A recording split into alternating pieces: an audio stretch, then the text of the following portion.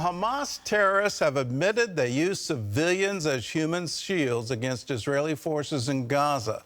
The confessions were revealed just as Israel is entering a new phase in the war against Hamas. That phase is good news for Israeli citizens who've been evacuated from the combat zone. Many of them are soon going to get to go home. Julie Stahl brings us the story from Jerusalem. The Israel Defense Forces announced that they're releasing 5 brigades from combat in the Gaza Strip as the military is gaining more control on the ground. However, the IDF says the war against Hamas will likely continue throughout the rest of the year. And as the IDF lowers the intensity of the fighting in northern Gaza, Israelis in 6 communities between about 2.5 to 4 miles from the Gaza Strip will be allowed to return to their homes after being evacuated following the Hamas massacre on October 7th. In accordance with the recommendations given by the IDF and the defense establishment, we will soon be able to return communities home in areas within a range of 4 to 7 kilometers north of the Gaza Strip to their homes. And while Israel's military pursues Hamas, the country's High Court of Justice struck down the law passed by the Knesset to remove some of the Supreme Court's power. The measure would forbid justices to negate a law because they don't find it reasonable, but the High Court voted 8-7 against the law, which fueled months of anti-government protests before the war. But the battle over the High Court's power may not be over, although that fight may not continue until after the Hamas war is over. Meanwhile, the USS Gerald R. Ford aircraft carrier is returning home after an extended deployment. The Ford was sent to the Mediterranean to be within striking distance of Israel after the October 7th Hamas massacre. And Israeli fighter jets struck terrorist infrastructure in Lebanon on Monday and Tuesday, where Iranian-backed Hezbollah terrorists were operating. Back in Gaza, the Israeli military kept up its attacks on Hamas and revealed what it learned about how the terrorists hide among civilians. During the operation in Khan Yunis, our forces identified suspects who were hiding among women and children. During interrogation, it was revealed that they were terrorists, some of whom participated in the terrorist attack on October 7th. Whether the terrorists are hiding in tunnels, hospitals, or by civilians, we will reach them. The IDF also released footage of the interrogation of 2 Gazans who gave details of how Hamas used civilians against Israeli forces. An Islamic Jihad member told how Hamas stopped Gazans from evacuating and instead transferred them to the Shifa hospital. The terrorists stayed underground there until they realized the IDF was coming, and then they mingled among the civilians. A Hamas member told a story about a family who didn't want a Hamas operative to plant a bomb by his apartment because his children were inside.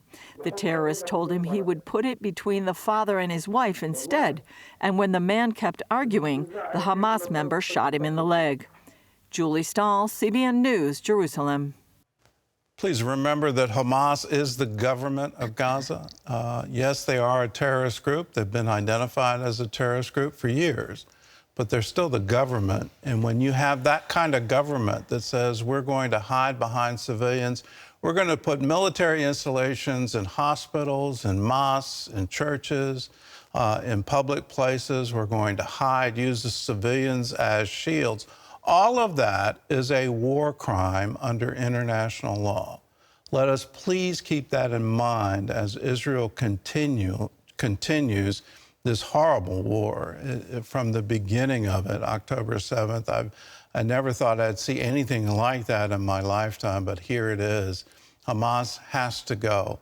And while it goes, please remember the remaining hostages that they're keeping. All the calls for ceasefires, all the calls for withdrawals, please do not ever ignore Israeli citizens are still in captivity. While Israel is battling Hamas, another terrorist threat is rising in the north. Hezbollah has been launching rocket and missile strikes against Israel from Lebanon. One of the worst attacks occurred on December 26th. Chuck Holton reports from northern Israel. An ancient Christian village is the most recent target after hostilities intensified at the Israeli-Lebanese frontier. Hezbollah-fired missiles struck St. Mary's Greek Orthodox Church in the village of Ikrit. The first missile wounded an 80-year-old man, and when the IDF went to assist, A second missile wounded 9 soldiers. The church is kind of on top of a hill, then there is a valley, and then Lebanon is on top of the second hill.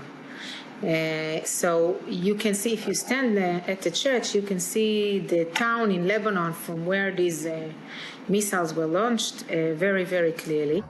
The IDF responded, firing tank and artillery rounds. This eruption of violence follows months of rising tensions along the border. This is a very close region to the border. We are 2.2 miles from Israeli-Lebanese border here, inside Israel. And these communities, all of them are evacuated. The same threat like Hamas did in our southern community, they can do it here as well. In the Maronite Christian village of Jish, life has been upended. Most of the people evacuated, and our town actually, businesses are closed. You hardly find people coming from outside, and restaurants, businesses work maybe half-time, like half-day. They have schools closed. The children are at home. Many people took their families to Haifa or other further places from the border because they don't want to hear these bombings and artillery shootings and the shooting from Hezbollah to our communities and to our region, which caused a lot of actually explosions around. Hezbollah is launching these anti-tank missiles from the towns. Hezbollah is hiding these missiles inside the towns, inside the homes. At the same day that the church was hit, there was a launching of anti-tank missiles in elsewhere on the border from a mosque. Leaders warn such violence threatens all groups regardless of faith and puts increasing pressure on the Israeli government to stop the violence. In recent days, IDF airstrikes have struck dozens of Hezbollah sites inside Lebanon. Every day you hear the explosion, you feel as if you're in a war zone. Half of the people in the community are not there, and it's a challenge. How do you treat that? Nobody compensates them. This is true for everybody, not just for the Christians. This country is the only state that actually Christians, as a minority in it, feel safe and feel freedom and enjoy democracy and values of Western values that we share together with the other Western world.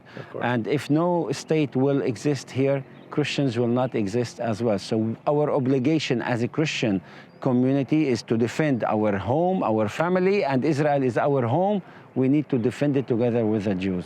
With more than 80,000 Israelis displaced from the north and daily attacks continuing, most feel a diplomatic solution is unlikely.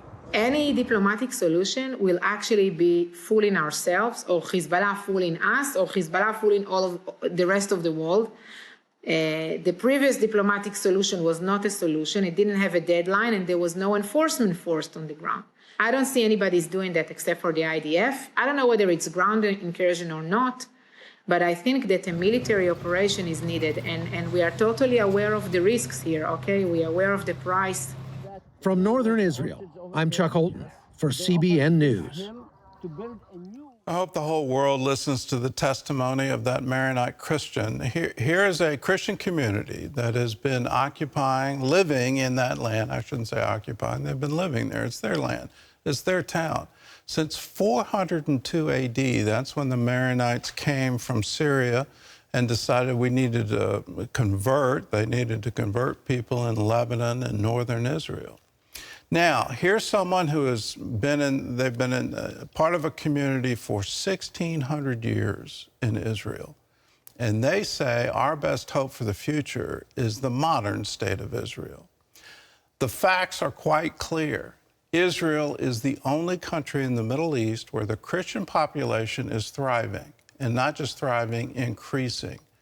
All the other areas, you're seeing a decrease, whether in Syria or Iraq or Jordan or the West Bank. In Gaza, it's dwindled down to nearly nothing. Lebanon used to have a thriving Christian community. All of that is gone. As Christians, we need to understand that. Israel is protecting Christians and allowing Christians to thrive.